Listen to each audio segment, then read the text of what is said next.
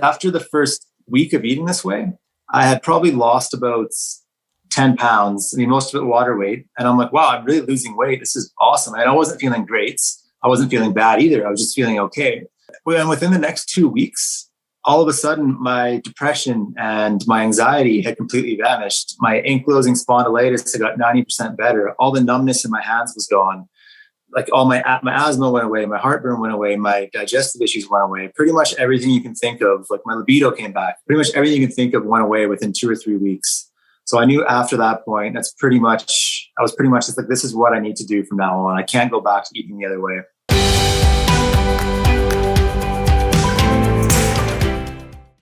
Good morning, everybody. Thank you. It's Monday. Good to be back from vacation. But we have Evan today. Evan, if you would just briefly give us a little bit of your background. Where are you located, by the way?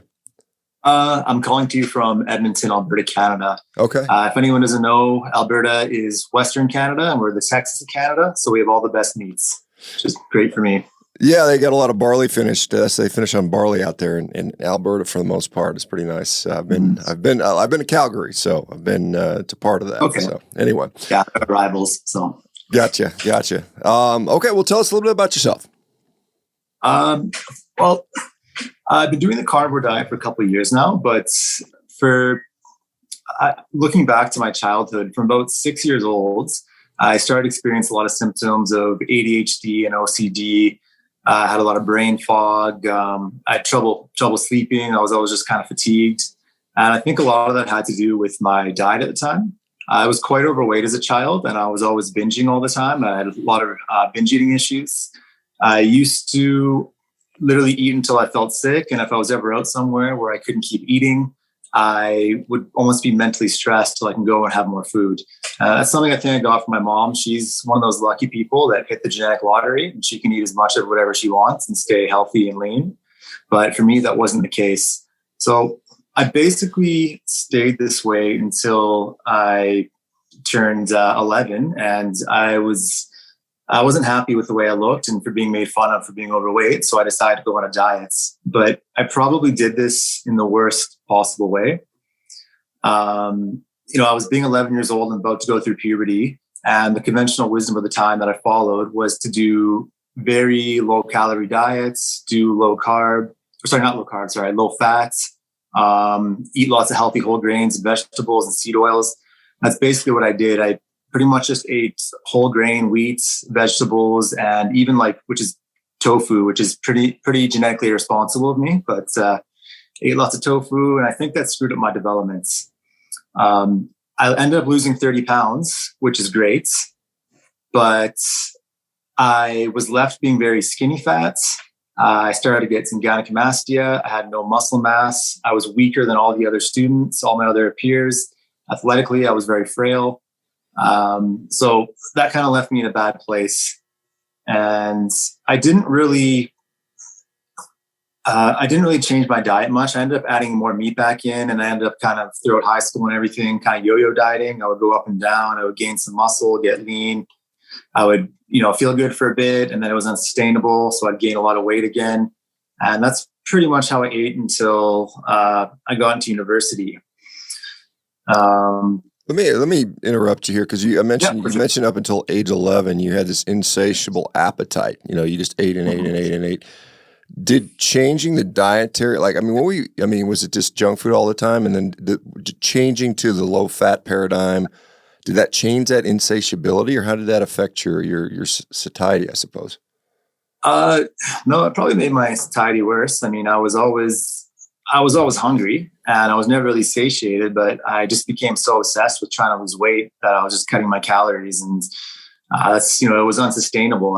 I was feeling kind of horrible, but I was just kind of going on adrenaline of losing weight, basically. So it had no impact on my satiety. It had a negative impact. Okay, so you just kind of willpowered it through. Okay, so you get into college and skinny fat, mixed diet. Yeah, always skinny fats, and I doing my BA in psychology, and out of nowhere, I became incredibly depressed and anxious and suicidal. And I started having lots of feelings of anhedonia. I didn't want to stay there. So what I did is I started going to the gym and I started exercising 45 minutes a day in terms of cardio and then doing 45 minutes of weights. And I had no improvements at all. So I decided I was going to change my diet. And I was actually taking nutrition course at the university. And they did the whole, it was a lot of cognitive dissonance where it's, biologically humans need animal fat to be healthy. But if you eat animal fat, you're going to get a heart attack and colon cancer and diabetes, and it's going to end up killing you like it did to Dr. Atkins kind of thing, which, isn't the case. But said instead you need to eat heart healthy grains. You need to eat seed oils, lower your cholesterol, eat low fat, eat all this stuff.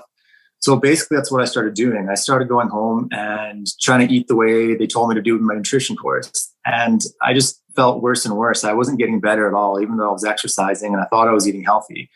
No matter what I did, I kept feeling worse and worse. And I was kind of a zealot for research at this time where even though I was feeling so horrible, I still was like, but the research is telling me it's good. The research is telling me it's good. So I need to keep doing it over and over again.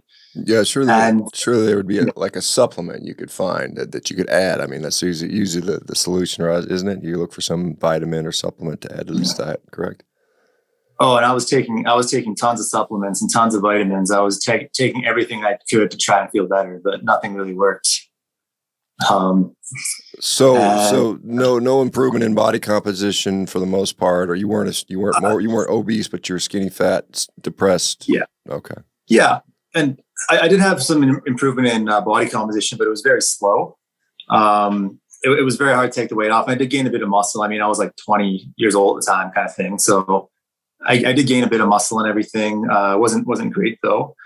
I was also started doing Brazilian Jiu-Jitsu a lot too, which kind of helped keep me lean and everything. But I was still doing the kind of skinny fat thing.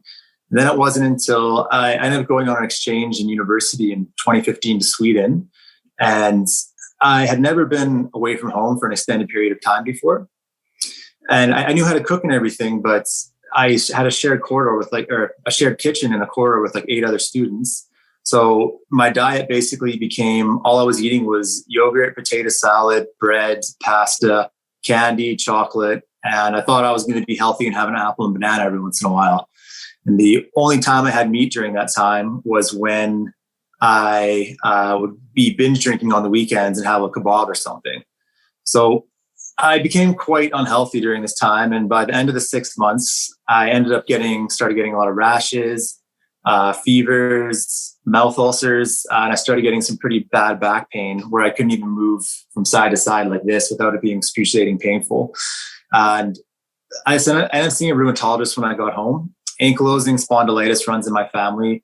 My dad has it, my grandpa had it, and I have it as well. So I went and saw the rheumatologist, and all he could tell me was to just take your NSAIDs. And I would always ask about things. What about diet, nutrition, anything else I can do? He said, just take your NSAIDs and do some stretching. So, and I was kind of a pharmacology nerd at the time. So I was asking about how the NSAIDs would impact my stomach. And he said, these ones aren't so bad for your stomach. You just take them every day. The other option is just having arthritis. So I didn't really get any resolution from that. And I didn't really take the NSAIDs because I didn't think it was a good idea. Sorry,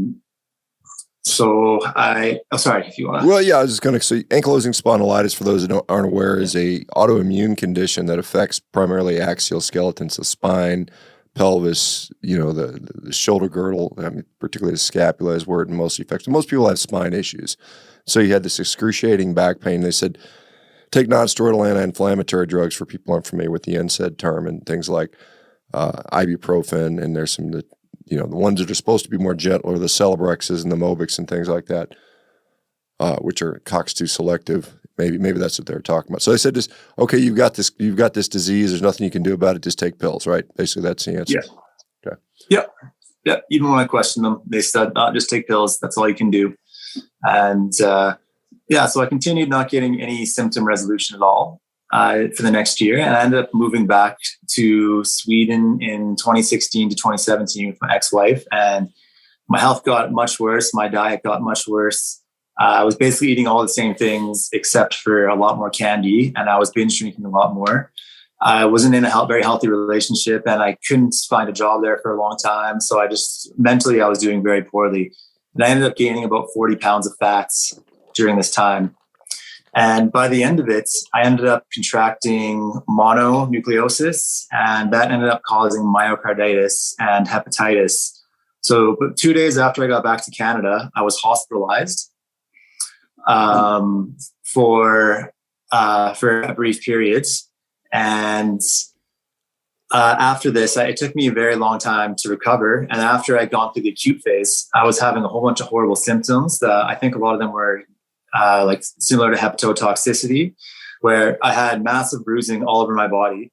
I was so fatigued, I could barely walk up a couple stairs without feeling like I was going to pass out. I was throwing up. I was having diarrhea. I was having fevers and night sweats and abdominal pain. My depression got really bad.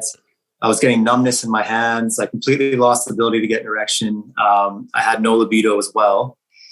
Well, let me ask you, because you, as someone who, you'd taken nutrition courses in school, you said you're kind of a nerd about science. So why did you opt for an even worse quality diet? Binging on candy, and I mean, what was driving you? Is this continued urge to not feel satisfied, or what was driving you there? Yeah, I think I was just very, very depressed, and I kind of got to a point where I just kind of stopped caring. I mean, my relationship wasn't going very well, and I couldn't get a job, like I said. So I was just in this dark hole, and I kind of stopped caring. And I always had this thing in the back of my mind, which I know isn't true. I was just kind of thinking, "Oh, I'm young. I'll be okay. I'll be okay. My body can handle it now." And it couldn't until I felt that way until I got really sick, and I realized I couldn't do it anymore. But it was just so hard for me to. I don't know. I was just in such a bad place. I couldn't really get past that. When I understand you don't feel good. So you go out and you get some sort of junky food. Do you get any benefit? Was there like a temporary, I just feel good for like a minute or 10 minutes or something? What was it? What was going on when you decided to do those? Yeah, well, I mean, I have ADHD, so I think just inherently sometimes I'm always searching for those dopamine spikes. So when I was going for sugary candy, the anticipation of getting it would be like even going to the store and going to buy a bunch of candy. That's all I could think about. I was super excited to get there. And then I would go and I would get it and I would binge and I would, feel great for a couple minutes while I'm eating it. And then I would feel horrible after. But even though I felt horrible, I just kept eating it. There was no real stopping me. It was pretty much like I was an observer outside my body watching me do it. And it sounds very strange, but it's just, I basically couldn't stop myself from doing it. Would you go as far as say you were addicted to this stuff? I mean, some people would say this, when you engage in obviously self-harmful behavior, despite knowing the consequences, that's a hallmark of addiction. Would you agree that some of these foods can be addictive? Yeah, I think there's a lot of research that shows they are very addictive. And for me, their food's something I've been the most addicted to out of anything. Even when I was in Sweden, I was using Swedish snus, which is Swedish nicotine pouches. Like it's like chewing tobacco there. And sugar is 10 times more addictive for me than that. It pretty much drives my behavior by just that craving to do it. That's all I could think about when I have cravings. It's just eating sugar. So that's, definitely a huge addiction for me. So you're saying foods that contain sugar. You weren't out there like mainlining cane sugar, but it was chocolates, ice creams, candies, that type of stuff, correct? Yeah, I mean, I wasn't just eating straight sugar, but I mean, I might as well have been, just because I was eating basically just like the 5-cent candy from the grocery store kind of thing. Okay. So it was basically just pure sugar, high fructose corn syrup. All right. So you've got all these things. You got ankylosing spondylitis, depression, numbness, poor body composition, everything, poor libido, all that stuff. So, and you're at some point you probably had to realize that the food was a problem. Was there alcohol or anything else involved? Was there any other stuff you were doing that was messing you up? When I got back from Sweden, I wasn't really drinking. I was drinking a lot in Sweden, and I think that definitely had an impact. But when I got back home, it was I wasn't eating, or I wasn't taking any drugs or anything. It was just, but I was eating very, very poorly. I mean, I was stuck at home. I couldn't do much. I was sedentary, so I was just eating a lot of processed food all the time, stuff that was easy to make. And so, do you ever have a plan on how to get out of this? Because you said, I'm young, I can absorb it. And a lot of people can when they're young. They tend to tolerate things more that older folks don't. So what was the plan, or did you have one? Well, yeah. Once I got out of the hospital, I was cleared to do some exercise again. I tried to just cut my calories again. I was eating. I was just doing the same kind of thing with like mostly like grains and vegetables and stuff. And I was doing lots of cardio, and I realized I wasn't losing any weight. I was feeling really, really sick, and nothing was working for me. So after about a month of that, I just kind of gave up, and then I continued to have a lot of these health issues, and the doctors would send me for a battery of blood tests. And the tests, for the most part, they all came back normal, except for there's a few things. Actually, most of the tests would be either very high end of the range, the very low end of the range. And they would say, oh, nothing's wrong. And even when I went and looked at other labs reference ranges or looked at other examples where from reference ranges where it's like, oh, this might be abnormal here or here, they just didn't listen to me. And they said, oh, we think nothing, like you're completely fine. We think that there's nothing really wrong with you. We think it's all psychosomatic. We know you've had depression, anxiety in the past. So maybe we'll just give you an antidepressant and you can see how you feel. Which is pretty shocking because they knew I was just in the hospital and they're telling me all my symptoms are in my head. Did anyone in the hospital or any other people outside inquire about diet or anything? Was that mentioned at all? No, I remember when I was in the hospital, I think it was my aunt that was there, was visiting me. And I remember she asked the doctor and said, is there anything you can do for, like, should he be on a special diet? Should he be eating this way or this way? And so my aunt's like a very health conscious person. And the doctor told her, he's like, no, there's no evidence to suggest that that diet is going to have any impact on you at all. So I just pretty much keep eating what you're eating because diet has no impact. That's literally what we were told. Okay. Interesting. All right. So you're obviously not in that situation now. So how do you get out of this sort of really bad place? Well, I had seen a couple more specialists, and they kind of said the same thing, where they were just kind of like, "Oh, your insulin's a bit high, or your cholesterol's high. You might have to go on insulin in the future. Take some statins. That's pretty much all you can do. It's bad genetics, bad luck." And I kind of continued that way for the next couple of years until 2020. So I was in a really, really bad place again because with like lockdowns and everything, and my ex-wife moved back to Norway when her visa ran out. So I was back with my parents, and they're seniors. So I was very worried about getting them sick and with all the hysteria and everything that was going on. And it wasn't until one of my friends, he's actually my buddy from Jiu-Jitsu, he's actually a foot and ankle surgeon, but he's a carnivore. And he had been eating, kind of a ketogenic carnivore diet for the past 10 years or so. And I think he's about a year younger than you. He looks 15 years younger. He's like really muscular and jacked. And he invited me over to just have a steak with him. And I ended up going over, and I didn't eat anything that day, which is pretty rare for me. And he had basically like a 32-ounce grass-fed ribeye steak that was blue rare. It's something I never really ate a lot of steak, and I never really ate blue rare steak. And I ended up eating it. And after, I was like surprising. I'm like, I actually feel pretty satiated. I feel like I still kind of want carbs, but I feel like I could go home and not eat again. And I ended up not eating the rest of the day. And I ended up waking up in the morning, and I'm like, wow, I actually feel really satiated still. I actually feel, I actually feel pretty good today. So I'm like, I'm just going to continue on. I'm going to do some research and kind of continue on with this way of eating. And it's going back to the way, like in terms of me taking nutrition and everything, it's kind of surprising I didn't do this before, since I know, like, I was taking ancestral nutrition or anthropology courses in university. And a lot of them had to do with ancestral nutrition.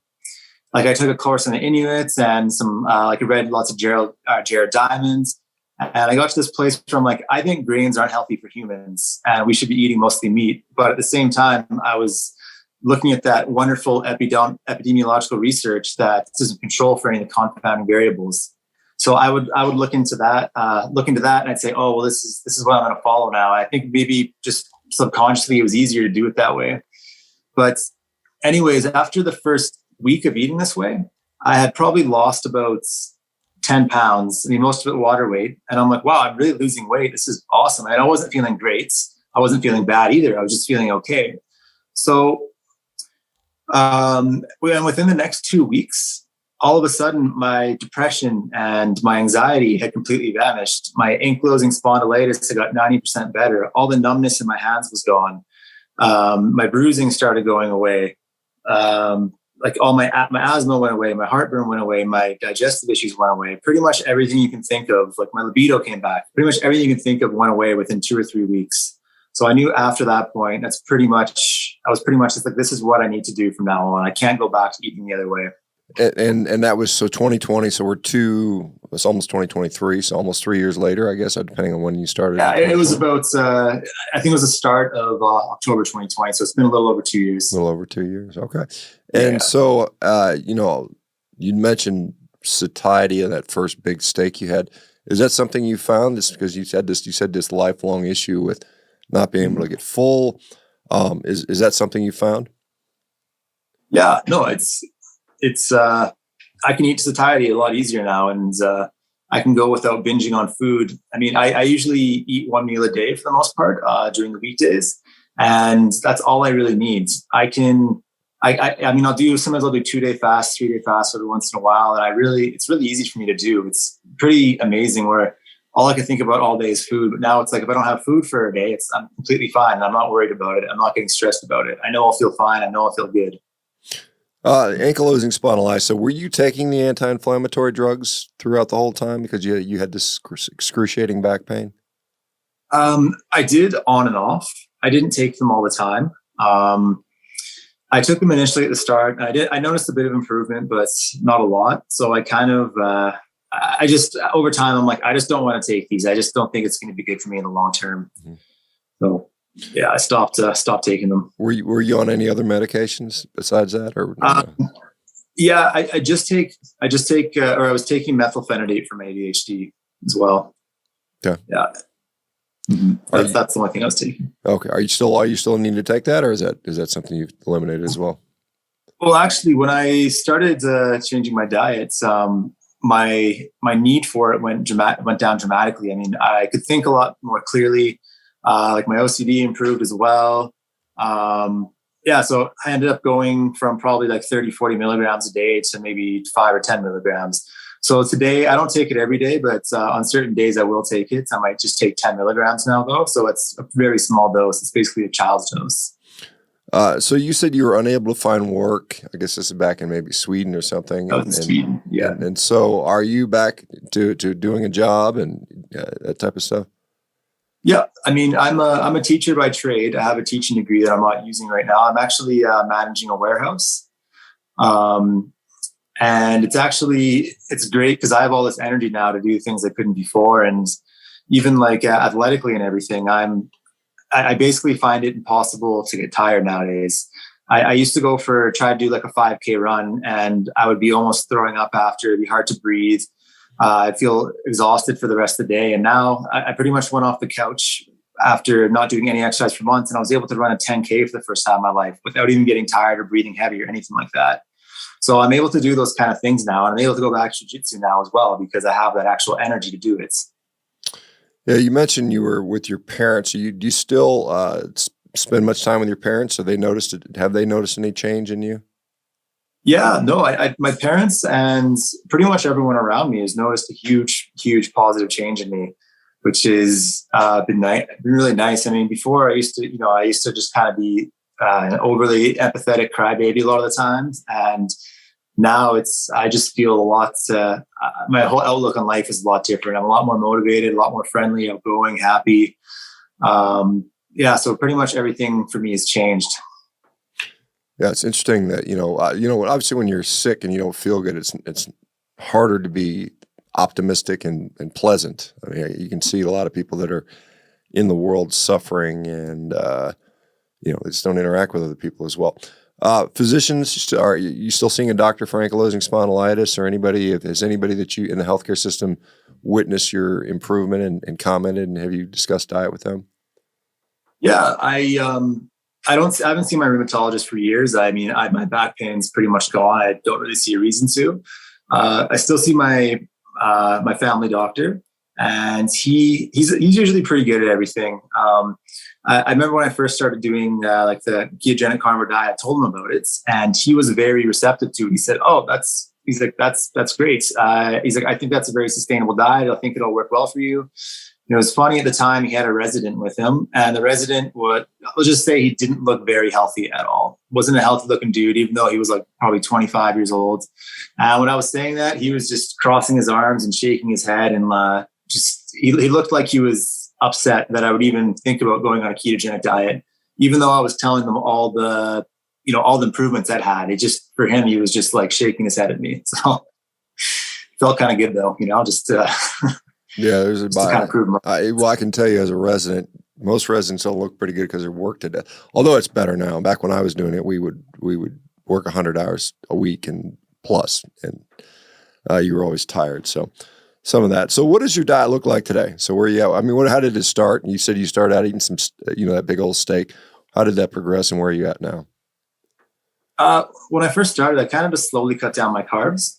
So over time, I was just doing lower and lower carbs. And then I kind of got to this point where just naturally, I enjoyed eating ruminant meat mostly. So that was part of it was kind of natural transition. And at the same time, I felt like I was getting kind of caught in this keto trap. I think a lot of people do, where, they don't end up changing their relationship with food. So they end up just making the same foods, eating the same foods as they did before, but they're just ketofying it. So, which I think is great for transitioning. I think it's great for a lot of people, but I think it can kind of knock people off the rails all the time.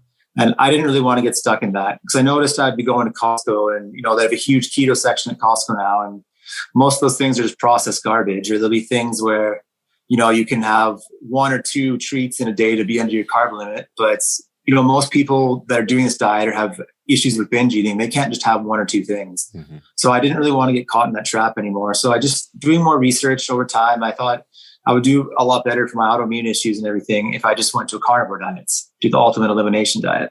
Yeah, when I go to Costco, I often laugh when I see all the keto clusters and keto treats and keto chocolate candies or something like that. And it's just like, and you're probably right. Most of those people that eat them can't eat them in moderation. That's the whole reason they're supposed to cut them out in the first place. So, so you switch over to carnivore. It's easier. It's simpler. You cut out all the garbage. So are you still one meal a day? Is that typically what you do, or how do you typically do it? Yeah. During the weekdays, I generally eat one meal a day, and it's just, most of the time it's just beef. It's either steak, ground beef, or beef fat. I eat a lot of beef fat, which some people think is weird, but, so lots of that. I eat one meal a day just because I find that I do better mentally and physically when I'm fasted throughout the day. But that being said, I can't eat too close to bed because I can cause some sleep disruptions. I know there's some evidence that suggests that it can affect your circadian rhythms if you're eating too late in the day. So I have to be a little bit careful with that. But generally, I'm eating 2 to 3 pounds of meat. And on the weekends, I'll often eat 2 meals a day, and I'll eat upwards of 6 pounds of meat a day. And sometimes, like with my carnivore doctor friend or my best friend, we'll go to this place in Edmonton called Pampa Brazilian Steakhouse, and it's amazing because it's you can go there and you can sit there and eat as much as you want. And every time we go in there, they get to lose money on us because we eat more than we're paying. But so that's basically the way I eat most of the time. I mean, I do go through phases where I'll eat a lot of eggs. I'll eat a lot of eggs, mix some dairy in and everything like that. And I tried the organ thing. The organ thing I didn't really notice any difference at all, to be honest. I tried doing it every once in a while. I'll still have some. It's no big deal, but I just don't notice any improvements. Another thing I do, which a lot of the carnivore people might get upset over, I might go through small periods where I add in a bit of fruit as well. So a lot of the times I'll eat maybe carnivore for 6 to 8 weeks, very strict. And then sometimes maybe that's through oxalate dumping or electrolyte issues, I might start feeling a little off. So maybe just for a week or two, I add in a little bit of fruit. And then 2 weeks later, I'll go back to strict carnivore, and I feel great every time I do that. Yeah, interesting. I don't know that's upsetting to too many people. It shouldn't be. You do what ultimately works for you. You said 6 pounds, so that's on the weekend. But during the weekday, it's what? It's not 6 pounds every day, is it? What is it? Usually 2 to 3 during the weekdays. 3, yeah. So kind of 2,500, 3,000 calories. And what do you mind sharing your dimensions? How tall and how much do you weigh? How tall are you? I'm 6'2", and right now I'm 180 pounds. 180 pounds, so pretty normal size. And how's your ability? Are you still doing jiu-jitsu? Yeah, I actually just 5 months ago, I got back in jiu-jitsu for the first time in 6 years. So I'm the world's longest blue belt, but it's actually been, even coming back with my first couple of weeks, I actually felt better than I ever have. I feel like every day, every time I train, my jiu-jitsu gets better and better. It's hard for me to get tired. Everything makes more sense to me. I can understand the techniques better. Mm-hmm. So I'm going to start competing again soon because I just feel so good doing it now. Yeah, and so no struggle with the rolling and that type of stuff as far as not having carbs in the diet when you're doing that. No, I can do like an hour-long squat workout and then go to jiu-jitsu and roll for half an hour and feel completely fine. I don't get tired at all. I go home and wake up and I'm not sore, and I can do it again the next day, no problem. What, so you mentioned when you're in Alberta, we've got different sources of beef there. Grass-finished beef, they've got, obviously there's a grain-finished beef. I think barley is typically used up in Alberta. What do you preference with your meat source? For me, I generally buy grain-fed meat. I buy it from a local butcher that gets it from local farms. I tried doing the grass-fed thing, and I didn't really notice any difference, except for I had a lot less money to spend on other things. Mm-hmm. So I think that's kind of an issue when a lot of people start carnivore with, like, a lot of the influencers. They'll push, you can only eat grass-fed meat. You have to eat grass-fed meat. It's the most important thing to do. And I think that kind of does a disservice to a lot of people, and it's not really that helpful because people they start thinking, I can't be healthy unless I eat all this grass-fed meat. So they end up spending a lot of money on it and feeling stressed over their finances with it. And I just don't think that's a very helpful way to go. So for me, I just feel just fine doing grain-fed meats, but I make sure it's local. Yeah, well, I think a lot of people find that similarly. That you don't need to do grass-finished to get the benefits of a carnivore diet for most people, I would say. As far as, are you focusing on getting a certain amount of protein? Are you very high fat, or what is your approach been? I kind of go through different things. I mean, generally I like to eat fattier meats and like fattier ground beef and everything. Like if I get 2 to 3 pounds of meat a day, it depends on what it is. Sometimes it'll be medium ground beef. Sometimes it'll be lean ground beef. Sometimes it'll be ribeyes. I don't really focus on macros specifically. I just kind of eat until I'm full. So I don't really think into it too much. I just like to keep it as simple as I can for myself. And this may be an interesting question, but you said your ex-wife. I mean, do you think some of the relationship issue was related to your illness and food, and I don't know what she was doing or stuff like that? I don't know how's your relationship with people around you, family, friends, changed since you've gotten healthier yourself? Well, in terms of my ex-wife and everything, I think that had,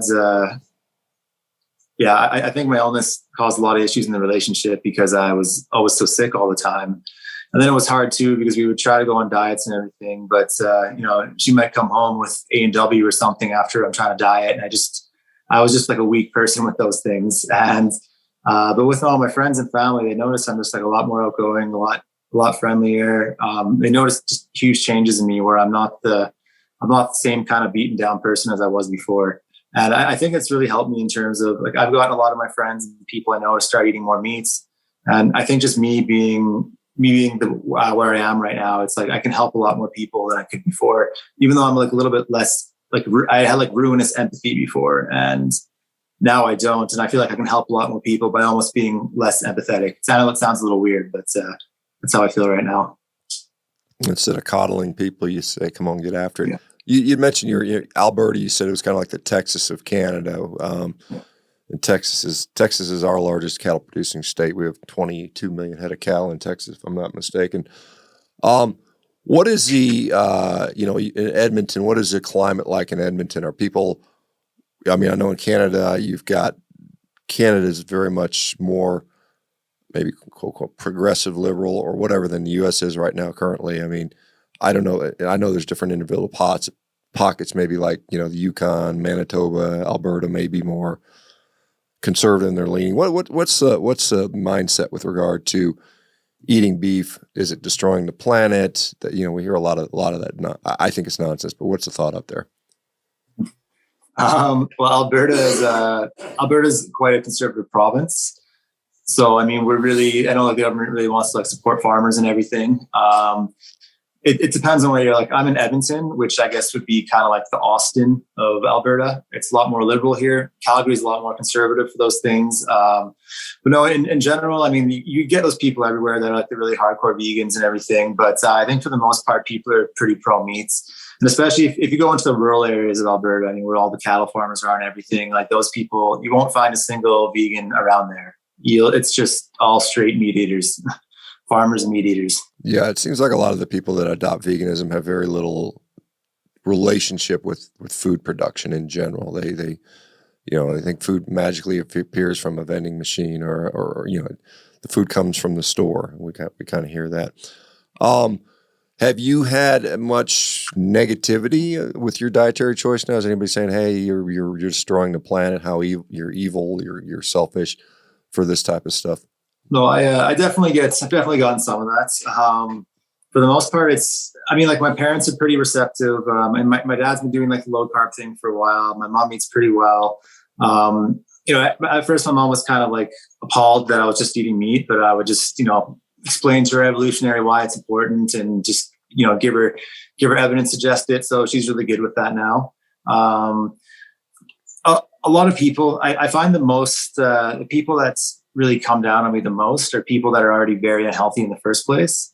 I mean, I'll be, it's like, all my issues are gone. I'm happy now. I no longer want to kill myself. I have like motivation for life. And people be like, "What are you doing?" And I'll say, "Oh, I'm just eating meat."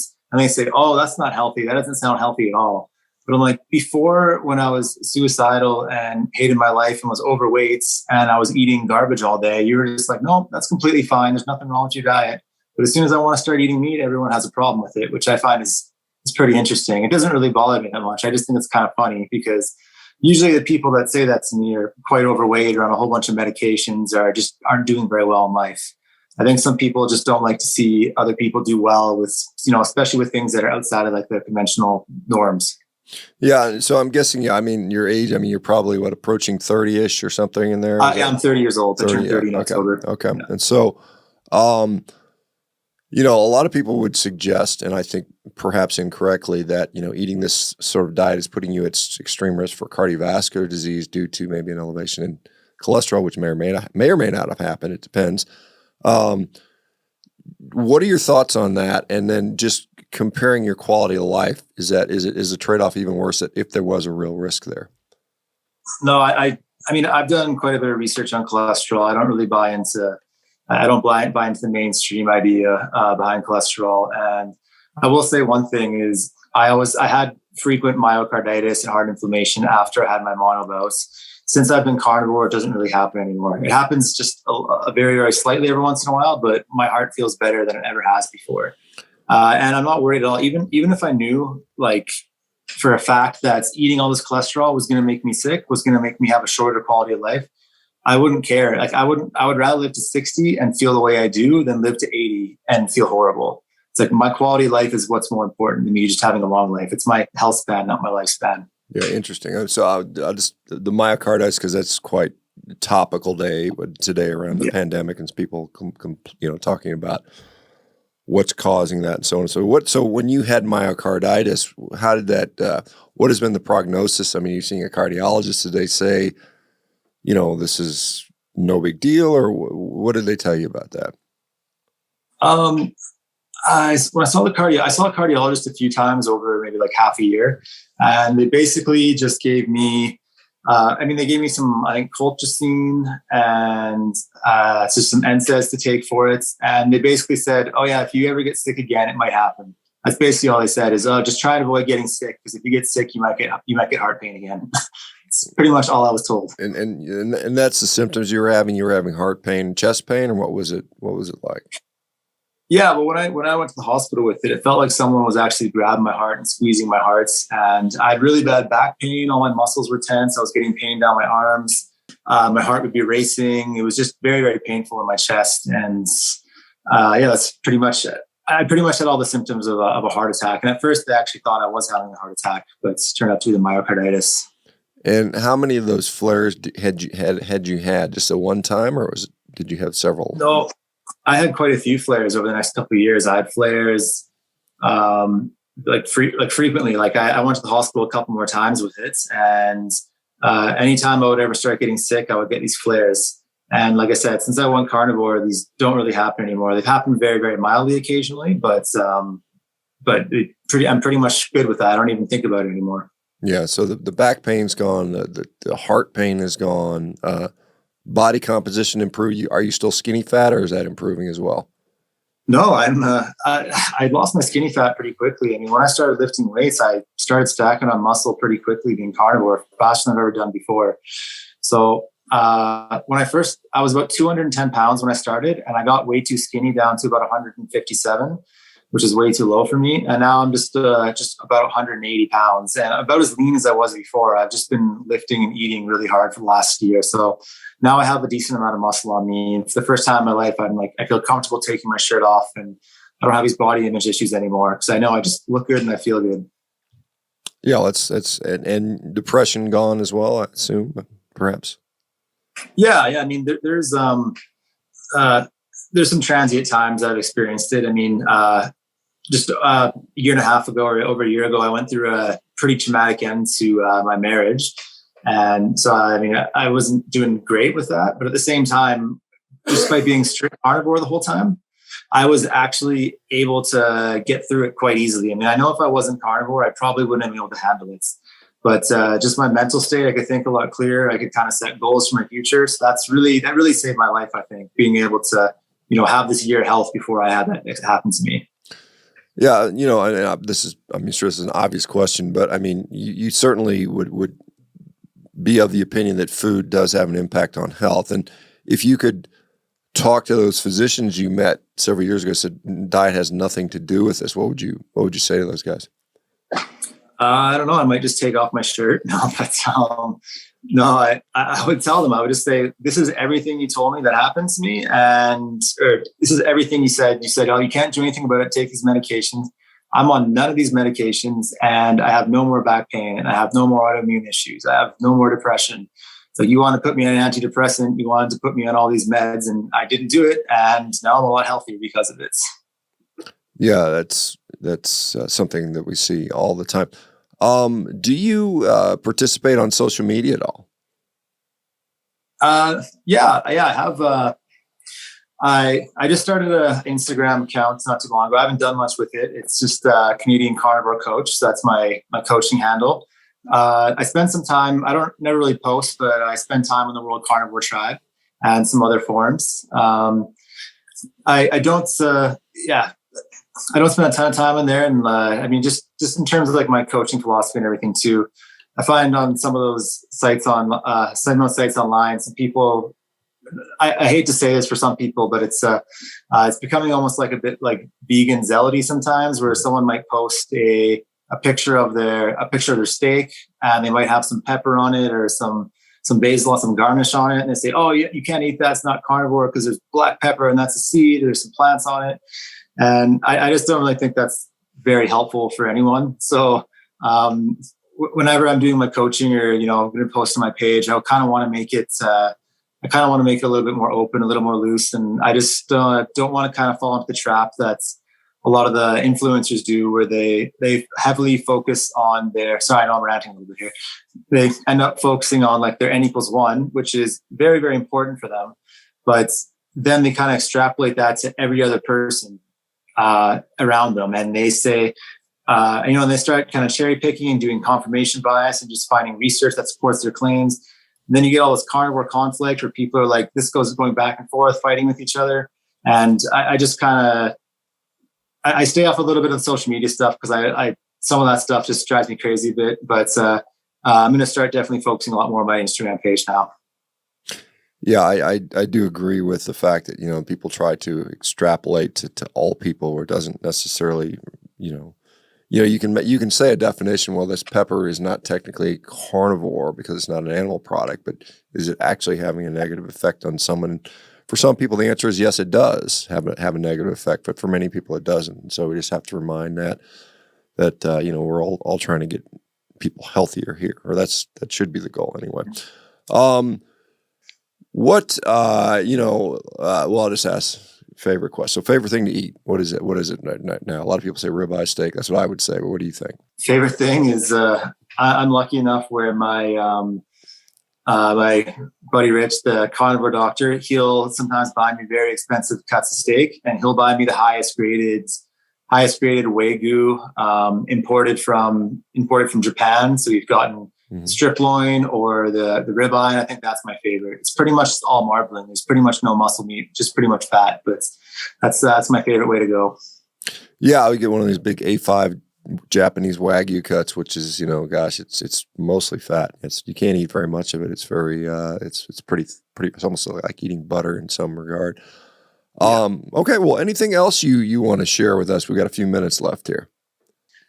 No, I just it's been great talking to you, and just in terms of my coaching and everything like that. Like I want to be very, very open person. I want to be very non-judgmental when I do it and have a positive atmosphere.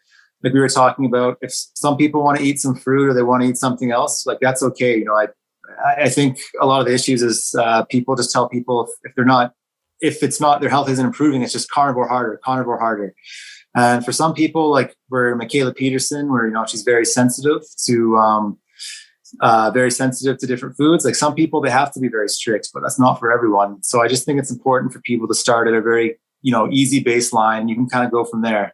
I think that's just kind of the best way we can do it. And I think also just humans historically being carnivores, I think our modern society is a little bit different today, where I think that, maybe some people need to eat carbs. I mean, look at like Sally Norton, where she talks about maybe with her oxalate dumping, sometimes she needs some carbs, or maybe with our, our environmental toxins, or, people getting liver toxicity from vitamin A toxicity from liver, maybe you need some carbs. So I know I'm once again, I'm ranting a bit. I just want to keep things very open and non-zealoty when I do this. All right. Well, thank you for that, and appreciate your perspective and being willing to share this. Evan, thanks so much. And, have a great one. The rest of you guys will be back tomorrow. Take care, everybody. Bye-bye now. Take care. I appreciate it. Thank you.